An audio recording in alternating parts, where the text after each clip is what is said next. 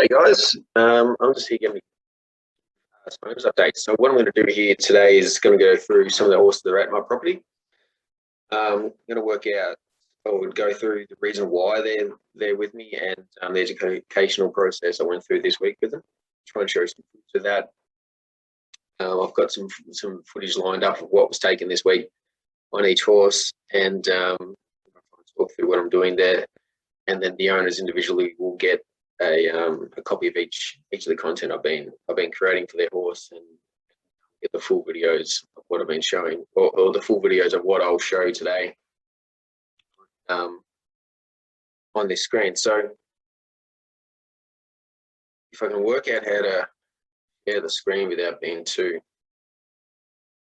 clunky about it. So the first horse we've got here is a horse by Tosen Stardom. So we've nicknamed her the Fuzz, because when she comes in, she's always really, really woolly, which is kind of cute. But what she is mentally, she's a horse that's, I like her quite a bit.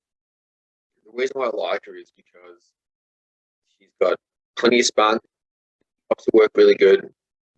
She never gets dull in mind. She's always really switched on, and physically, she never seems to be flat from work either. She's always up and about. The more work you give her, the more she sucks it up, and the more boisterous she gets, which is always really good to see it from a filly, particularly a filly of her age. So we've just got her cantering around the pro ride here at Ballarat with another horse called Tuscan Piazza, one of Darren Dance's. So the Tosen Stardom filly is on the inside, and she's cantering, like I said, the Tuscan Piazza is a 3-year-old. So she's got a good bit of size on her, and the Tuscan Piazza is a nice big striding filly as well. So you've got the Fuzz on the inside, just getting around here, and then after this lap, we'll then look to do some even time. So Champagne's on, Piazza on the outside, and I'm on the Tosen Stardom filly on the inside. And like I said, she's the horse that cops work really, really well. So this is her doing some we do about 400 meters evens. It's a bit foggy, so it's hard to get a video of her going further back than where it shows. But she covers the ground really nicely. She's actually a nice moving type of filly. You see when she crosses the line there, she changes leads really nicely and covers the ground well. She's not a big, robust filly, but she rides bigger than what she looks. And like I said, mentally and physically, she cops the work really well. And for me, it's something I really like to see in a horse, particularly a 2-year-old of her at her size as well. Like I said, she's got plenty of growing, plenty of developing left to do. And for her to take the work the way she does, and to keep being so mentally and physically up and about and helping it really well, I think is a great sign. So she'll finish up with me probably next week. I think she's going to Andrew Bolton to train out of his property. I'm happy with everything she's done. I think the only downside I could say about her is, as a rider and a handler, you need to stay on the ball with her, because she is such a rambunctious. I think that's the word I'm trying to pronounce. Rambunctious type of filly. She can do some cheeky ass shit. Like, she'll look to play with you in the yard when you go in there and do her box. Like, a couple of girls have said that they don't like going in there and doing her yard, because she's so she'll run around and sort of play with them and look to kick out at them at different times, which is not ideal. You do have to be very careful of that. And as a rider, I think she's a horse that will very quickly develop a behavior. She has a behavioural trait where, if she finds a little bit of a situation where she can do what she likes, I think she'll take advantage of that and do it. So the rider and the handler need to stay on the ball with her, because, like I said, she's cheeky, she's up and about, and she will sort of take liberties with the handler and the rider where she can. But for her to handle the work the way she does, and to stay as bright as she does, I think it's a really good sign. So I'm really happy with how she is with me. She's lost her coat like a lot of the horses this time of year. She's looking good in the body. I think she's strengthened up, and I'm happy with how she's been training with me, and I'm happy with how she's finishing off. So I think she'll go into Andrew Bobbins with plenty for him to train. and it'll be interesting to see how she finishes up with him. Next horse we've got is a horse that was sent to me as it's a pacing horse. It's a trotter. So a good client of mine, the owner of Happy Dam Racing, his trainer Anton sent me this horse. He said she's quite reactive. Looks to always flinch and try different things. Always been hard work. When she came to me, I sort of, with a bit of working with her for a little bit of time, I realised that, yeah, she's a super reactive filly, but she hasn't got any attention on the handler, which means she's always in a reactive mindset. So she's always looking at different things to try at. So my number one goal was to try and get her into a frame of mind where she was focusing on me as a handler and focusing on what I wanted her to do, which took a lot of work. I've still got her now, so I've had her for maybe 5 and a bit weeks now. So did a lot of groundwork, a lot of work getting her to understand to back up. So a really good way to get a horse's attention is to back their feet up. So I got good at backing up. So when she'd come into the round yard and she wouldn't pay attention to me, I looked at back her feet up, give her hindquarters, do all that sort of things with her, so I can get her attention on me. Sorry, the computer just ran out of charge. So I can get her attention on me. She wasn't, like I said, she wasn't necessarily scared. She's just a horse that lacked concentration on the handler. So she would look into her environment a lot and being really reactive to that. I'd put her in my big round yard and leave her in there. And if you did, she looked to come to the gate, start chesting it, and end up busting the lock off at once, which wasn't overly durable, but she busted the lock off it. So that's not a horse that's scared of her environment and overly flinchy. That's also a horse that's also a bit ignorant. And that ignorant mindset, like I said, made it to the point where she wouldn't concentrate on her handler, look at her environment, get really reactive. She's also really matey, so she wanted to get with her friends a lot. And yeah, so she'd look to try and take on her yard. When I put her out in the portable round yard, she looked to take on the panels there for a bit. So I would get her in early in the morning, and I'd put her in the portable round yard, and I'd let the round yard do some training for me. So she'd look to try and maybe take on the round yard a little bit here and there. She looked to chest it, try and bust through it where she could, not overly violently, but enough to test the round yard and clunk it around a fair bit, make a fair bit of noise. And once she sort of realised she couldn't get through that round yard and it was quite hard and something she couldn't bust through, she then pulled her head in a little bit there. And towards the end of her time with me now, you put her in that round yard, she just sort of walk around a little bit and be quite calm. I then did, like I said, a lot of groundwork to get her attention on me, a lot of backing up work to like I said, all trying to get her attention on me. And then when I would lead her from the round yard back to her yard, I did a lot of leading work where I'd lead her behind me. So every time I'd stop, I would ask her to stop behind me as well, and I'd back her feet up. So when I'd be walking along and I'd see her attention leave me and look somewhere else, I'd straight away stop, back her feet up, snap her attention back on me, and then we continue on. So it was all about conditioning her to not be so ADD and look everywhere else, but to put her attention on me and learn to focus. And that meant that she was less reactive to her environment because she needed to pay attention to me. And a horse like us can only pay attention and look at one thing at a time. So if they're paying attention to you and thinking about what you want to do, they're less likely and less able to look at their environment and be reactive from things around them. It's all about a concentration game. So I wanted to condition her to concentrate on me, which was the number one thing. So if I was, where are we here? So I'll share the screen here. I'll give you a look at what she looks like. So this is her just riding around, taking yesterday, today's Sunday, so yesterday or Friday. I don't do a huge amount of work with trotters. The only work I do with standardbred horses are from a really good client of mine and his trainer, Anton. And they have a very successful stable and they know exactly what they're doing. And obviously when you've got a stable with a lot of horses, you also don't have the time to spend with different horses that are very reactive and hard work. So I'm lucky enough for them to be able to send horses out to me. I break them into saddle, and as Anton says, the trainer, you can break a horse into saddle as a trotter, you can then start moving them to where you want them to go and expose them to more things in their environment a lot easier than what you can if you got a cart behind them. And he finds that if you can break them to saddle and give them a bit of a ride, it can also quiet them down. And I think he's 100% right. So, along with the groundwork, I also broke them in the saddle, and then also rode around everywhere I could and show as many things as possible. So that was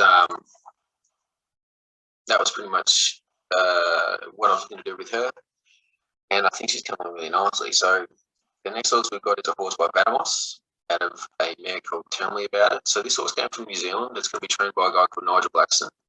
I've known him for a long time. He's a good supporter of mine, sending a lot of horses and a lot of horses pre-trained. So this horse came from New Zealand, came to me to do a little bit of work with to see what she knew. She was quite a reactive filly when she landed at my place. Obviously, it's part of her nature, bit of a worrywart. Got on the road the first time and asked her to move out forward. She was a bit reluctant to do it. She wanted to kick out, be hard work, looking to go forwards. And in this video, you'll see she would sort of go around. I kept her head to the side because I didn't want to let her head out straight, just in case she looked to drop her head and buck. I just wanted to sort of send her out forward the best I could, but I wanted to try and get control of her. She ended up slipping over, and she slips behind initially and sort of ends up hitting the deck and jumps straight back up. But you see, after she does that, she kind of scares herself a little bit and then rides really good. She was kind of being a bit of a twat about it. And you'll see here, when I play the video, I just asked her to move off here, so I'm sort of bounced around the back a little bit, but I'm asking her just to move off. I wanted to canter off, so I'm just giving her a bit of a slap behind the saddle with the split reins there, and then she just slips over behind and jumps up. Nothing, no damage was done to her. She kind of headbutted me on the way back up on the side of the cheek with the top of her head, but it wasn't too bad. And then you see, once she sort of slipped over and got a bit of a scare, now she actually rides out really good. So the horse can be ridden good and ridden well, and she knows what to do. She was just being a bit of a tart about things. You want to sort of move out freely, and then once she sort of, like I said, she slipped over, a little bit of a scare, and now she's moved out fine. Now, a lot of work I was doing with her was to desensitize her. She was quite flinchy, so also asking her to move off here and lope out freely. A lot of work I was doing on the ground was to desensitize her and get her more comfortable with things and objects and move around her and create noise and energy in a way that can be quite scary to a horse that doesn't understand it. So a lot of desensitizing work, and then yeah, a lot of riding work. So she's also got. She came with what it looked like within a hoof treatment from an abscess, and then she ended up getting it. You can see where it's blown out the top part of the wall of her hoof, and grown down. And then she got another abscess when she was at my place really early on, and it came out the coronet band at the top of the hoof, blew out quite quickly. Put a shoe on her again, and then just recently she's got another abscess in the toe that looks like it's sort of creeped up underneath the sole. So, talking to the farrier, once a horse gets an abscess, the abscess will travel through the foot to the point of least resistance and then blow out the foot wherever it can. And once it got an abscess once, it can also move through the foot and sort of make it more susceptible to get an abscess later on. And that's what it looks like it's happened here. So what it looks like, like I said, the first abscess is blown out the wall of the hoof. The second one's blown out the coronet band when it was with me. And then she's got another abscess now that we've been able to sort of dig into the hoof and relieve close to the toe. And that's come out. But she's obviously susceptible to that, which is quite annoying because I want to keep working her and keep the education in, but it's an ongoing thing. So abscesses with her are a problem. So what we'll look to do with her is probably come Monday, got the farrier coming again. He came on Friday, he's coming again Monday. He's going to put a shoe on her probably by the way she was today being Sunday, and how the abscess is sort of blown out and sort of started to clear up. We'll be able to put a shoe on her probably on Monday, and we'll keep working her. I reckon she'll stay with me. We'll go to the track, we'll train her, and then she'll probably go out for a spell. come back to me for a little bit, and then she'll go on to Nigel's and kick on there. Rebel Raider, a horse by Rebel Raider out of Mosco Pearl, filly breaker, came to me with not much handling. She came with a hematoma on her chest that had hardened up that needed treatment. She was dropped off at a stable to be treated, and she was hard to catch. They couldn't catch her, so I came in and caught her. She was a horse that looked to kick a lot. Really reactive around her legs, back legs. Took me a while to be able to desensitize enough to put a rug on without her looking to kick. Just an ongoing one of those fillies. Not much handling. She was touchy, but she's more resentful to being handled more so than being scared to be handled. So she's a horse that's learned to move away and run away. Excuse me, from a situation she doesn't like. Hence, she was hard to catch. And when she's in a situation where she's getting touched or she doesn't like, she likes to just keep moving, just busy. And if you touch her back leg, she'll look to kick. So a lot of back leg desensitizing work, a lot of groundwork, a lot of work day after day, just getting her happy being handled, working her, letting her rest, handling her while she's getting her breath back, resting, to try and associate the rest with being handled. So therefore the handling is good because you get to rest while it's being handled. So we're doing a little bit of training by association there. Just hard work. And it's, you know, the back end of the season, and you get fillies that haven't been handled very much, or horses haven't been handled very much as yearlings, which means when they come into the breaking prep, one, physically it's a big step up for them because they haven't had anything done to them before that point. Mentally, it's a big step up because they haven't had any real education or learning done before this point too. So it can be mentally taxing as well as physically taxing. And also because they're reactive, they've got more chance of doing something wrong that gets them hurt or gets you hurt, or does something where they might just say kick their own back legs because they don't like to be handled, or have their back legs handled, which then needs to be treated. And treatment's tricky because they haven't had much handling. So this horse came to me with a big hematoma on its chest that needed to be treated and needed antibiotics for, which is also very annoying because you've got a horse that doesn't like to be handled, and here you are poking and prodding it every day and looking to give it penicillin, which is an injection in its neck intramuscularly.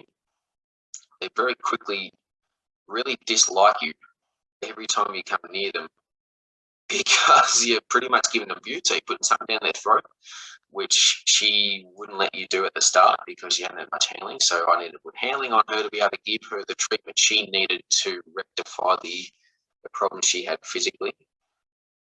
The treatment I was giving her to rectify the problem she had physically would make her more touchy and harder to touch as a result because they weren't desirable. I mean, I was putting a needle in her neck for antibiotics, and I was putting bute down her throat as an anti-inflammatory and painkiller. All the things that make a horse not like you very much if you have to do it 2 times a day. So tricky. Get your horses handled early. Get them handled early. It makes such a difference. Don't just leave them out in the paddock and just say, oh, they need to grow. Get them in. Get them handled. It makes life so much more copable for them mentally and physically, and it makes them less likely to do something silly when they do start getting handled as a result of being half wild or reactive or touchy. So get your young horses handled is the number one thing I could say. And what sort of videos have I got over here? That's the Vadamos filly. This is her here. So this is her first ride outside. This was done a couple of weeks ago. Not uncommon for first ride outside. I just have a bit of a look around. Very new to everything. So therefore, when she's ridden outside in an area she's never seen before, plus being under saddle, it's always a big step up. I'm trying to talk to the camera here and give an owner's update, which isn't ideal. I should be probably just moving her off and just letting her have a bit of a look around, but I'm trying to talk to the camera here and give the owner a bit of feedback. So she's improved a lot since then. So this is her in the barriers, track work saddle on, close to going home, walking her through the barriers, getting happy in there. Now, because she's so touchy in her back leg, she ended up going through the barriers on Friday, and the backs of the barriers swung through and just touched on the butt, and she got a bit of a reaction there and shot through out of the barriers. And then that was a bit of a deal. So I took her back on Sunday, took her through a few times. She ended up going into the barriers, got a bit touchy, pinballed around inside them a bit. So she sort of bumped the sides a bit, and the backs ended up closing on her, and she touched her back legs, which wasn't my intention to do, but the backs kind of just touched her there, which is annoying. She ended up kicking the backs and cutting her back leg, which now needs to be treated. And now inside the barriers and walking through the barriers currently is an issue, which I need to address now as a result of just one little mishap and a sequence of events that sort of compound on themselves, dominate on themselves within that. So very, very frustrating, because she was meant to go home the next day or go on to a trainer the next day, have a week's work with him, and then go out for a spell. So I have to hold on to her now for a little bit longer and make sure I can rectify that problem of her in the barriers. And like you said, here in the barriers walking through, she's very, very calm, but she had one little mishap, and because she was so touchy behind early on, that touchiness can still stay there. If something goes wrong or makes her reactive, she'll then go back to being super reactive and touchy in that area, which was originally a hot spot when she first came in, which you then need to train out of again and be sensitized again. So that's what I have to do. So I have to hold on to it for another week, I reckon. Take it through the barriers every day, get it comfortable walking through, get it to this point again, and then turn around for a spell, and she'll probably come back to me for some pre-training, and then on to Archie Alexander to train. So as a type, as a filly, I do like her. She's a nice body filly. She carries herself quite well. She holds her condition really well and cops her work really well. So she's actually going to be a horse that'll turn out to be a nice enough horse. She's just a touchy filly, and they take a bit of work. And it's really, really annoying that we had that mishap in the barriers. It's now been a deal because, one, from a business point of view, it costs you money having a horse at your stable longer than you need to. Two, which is the main thing, we've now got a training issue that we need to rectify, that I would prefer not to have to do it, only because it sort of came up as a bit of a mishap. And she kicked out the barriers and had a cut in her leg that now needs to be treated, which, if we go about it the right way, it can be a chance to handle her legs more, be better, have her legs handled better. She was good with the farrier, so it shouldn't be too much of an issue. I'm happy with how she was compared to how she first came in, and touching the back legs would be a big issue. Next horse, Squamosa. A horse by Squamosa, sent to me as a finishing breaking job. The horse was broken in, tipped out for probably about a year. Hadn't had the breaking process finished because it fell away in condition. Come back into me from a good friend of mine to finish off the breaking process. The horse rides really nicely. Just a little bit of an ignorant, piggy forward horse on the ground. He gave me the impression he was gelded late. It turns out that was the case. He's got colty sort of tendencies, like bully. He understands his size. He will go into any of my staff going to the yard to pick up his yard. He will start to sort of stalk them in the yard and sort of get physically into their space. And if you try and shoo him away and put him under pressure, he'll then turn and maybe kick at you. So we've had to go and do a lot of groundwork to have him understand to move away from pressure in a yes sir sort of attitude, instead of to look to kick out at pressure. Also did a lot of backing up work, so he wouldn't look to come into your space without you inviting him. Teach a bit of respect there. Like I said, there's more respect on the ground with this horse. So this horse wasn't necessarily scared. This horse needed to understand to respect your space. So a lot of impulsion drills as versus desensitizing drills. So we're looking to do maybe 60-40, 60% of the drills are impulsion, if not 70% of the drills impulsion, and then the rest are 30% are desensitizing, so getting him used to objects that move and make a noise and make energy in a foreign way, so he understands that things aren't in his environment that move that way aren't to be scared of. Horse, next horse, nickname Eric, by Longhro, one of Michelle Payne's horses. Nice horse, I like him. I do like him. I think he is I think he's quite an athletic horse. He's this is the Squamosa. Here he is here. So quite an athletic horse. When you're in the arena and you start changing directions, he'll change and select leads naturally quite well. Carries himself quite nicely. Nice, strong sort of colt. Like I said, feels very athletic and moves quite well. This is him just trotting back on the track here inside, black horse. I like him. I think he's going to be a nice little horse. He's not overly tall, but he's quite athletic too, and I think he'll go into a nice type of horse. He was with me for some pre-training, went out, got gelded, came back. Really like his attitude. He was quite involved with the ladies when he first came to me. I think now he's a lot more focused horse. He's quite a little professional now. Gelding can sort of do that. It makes them more focused on their work as opposed to being manipulated by testosterone and wanting to look at fillies and whatever it might be that young lads like to look at. So really happy with how he's coming along. Really happy with how he's looking in the body. Nice athletic horse. So next one we got, this is him counting up the track. Next one we've got here is a horse he's a yearling, but we're doing some pre-breaking work with him. So we're doing some handling, teaching him to be handled, caught, led. We're just sending him over a little jump here. So when horses, before they come to breaking, some horses will go to a yearling sale, and when they go to a yearling sale, they have handling, so they learn to be caught, to be led. There's different degrees of education there, depending on the farm. Good farms put a really good education on horses. Some farms don't have the staff or the knowledge to be able to put a good foundation on a young horse, and sometimes you got a horse that is not fearful of you, but also has absolute contempt for you as far as wanting to move where you want them to move, which can be hard work. But the more handling you can put on a young horse, the better.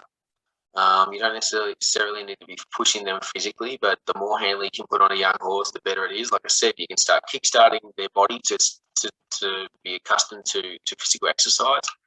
And for me, most importantly, you can get a horse used to starting to learn things on the ground and learn how to learn. You can put them into school because when they come into breaking, they've never been taught things before. It can be more of a mental challenge for them to understand that, and it can drain them more. So if you've got a horse that's already been through a process of learning, it definitely helps. Now I had this horse for maybe about 3 weeks doing some very light groundwork, simple handling, having the horse caught, leg handling, so when the farrier comes, the horse can have its legs, feet done, and very straightforward sort of stuff like that. And I like him. I think he's a spunky little bloke. When I first got hold of him, he would look to bite you, kick you, strike you, and didn't want to be led or do what you wanted to do. But he took a little bit of a pulling around, but he soon sort of pulled his head in, and I was really happy with how he finished off, and I look forward to breaking him in next year. This horse sent me as a barrier horse, so it would go on the barriers, freak out, and just want to get out of there. I nicknamed it Camel because it had a bit of a hematoma on its back there. You see its lower back, if you can make it out, it's got a lump there. Looks like it might have damaged his lower back at some stage. Now, when I've got a horse coming to me, first thing what I'll do is do some groundwork and have the horse understand that I can move its feet where and when I'd like. I'll also do some desensitizing so the horse isn't scared of, objects that move and make a noise around it.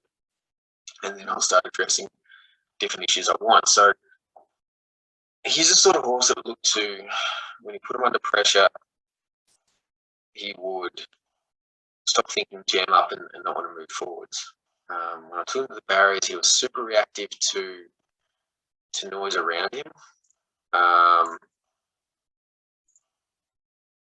When the barriers would make a noise, he'd look to freak out. This is me early on putting him in there. Just patting him all over, getting used to it. He was quite touchy around his sides, so when the steps of the barriers would touch him, he'd look to react to that too. So we wanted to desensitize him to noise and desensitize him to the sides touching him as well. So, and he's got a big horse, so when going in the barriers, it's quite a claustrophobic sort of experience for him. So I had a few factors there that we needed to address. but I'm really happy that he's coming along now, and I think that they're going to get a good enough result with him. The problem with barrier horses is you can do a lot of work with them to get them in there and get them happy in there, but then all it takes is just for one bad experience and all of it can be undone.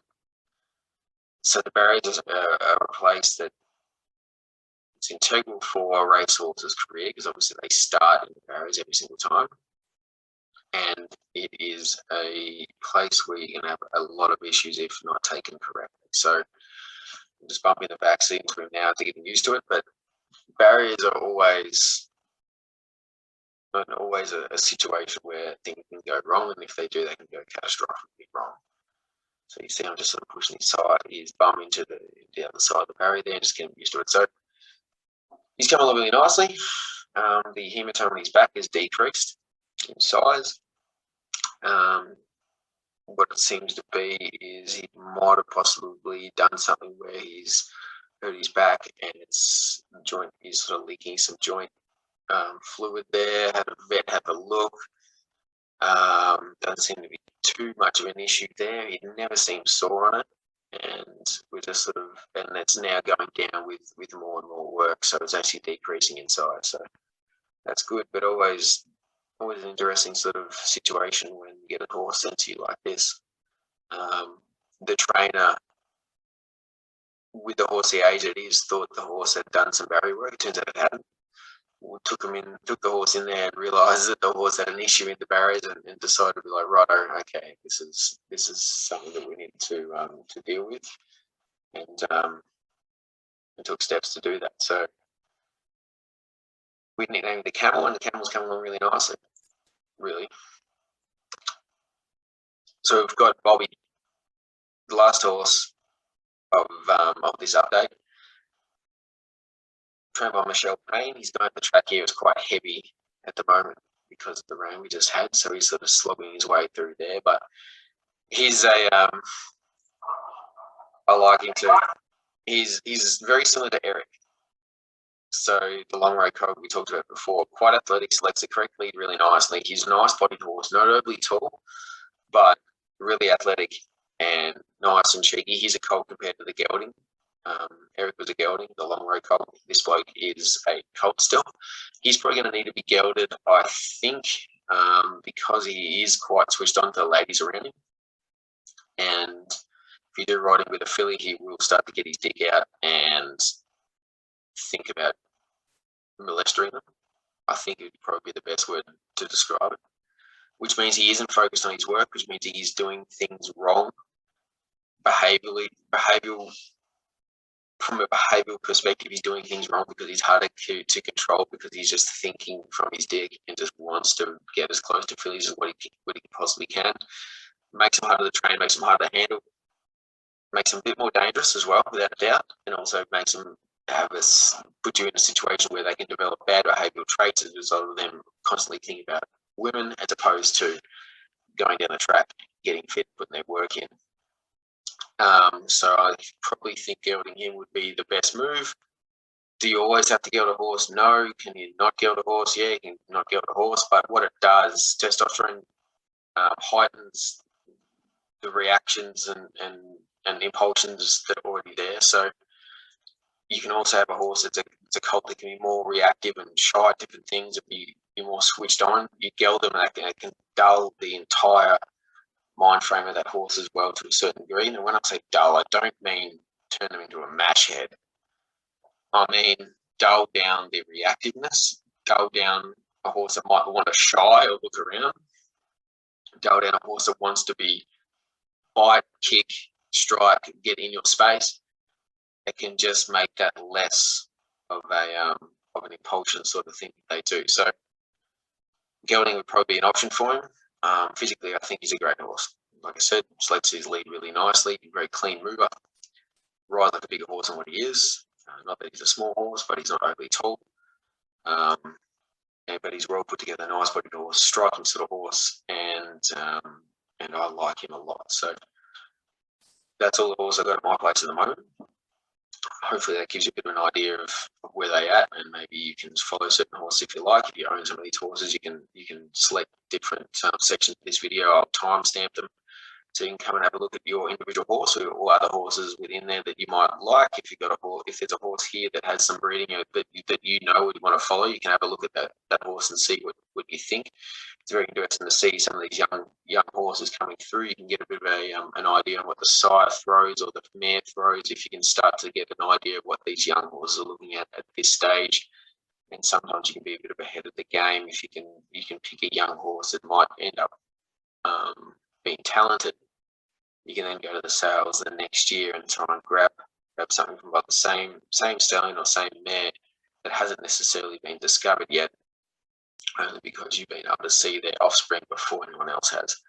So hopefully, if this can give you some options, some insight, and maybe some options as far as going forwards with what horses you might want to select if I happen to have something that has a breeding that you like. So long-winded video, but we'll timestamp this so you can skip to where you want to go.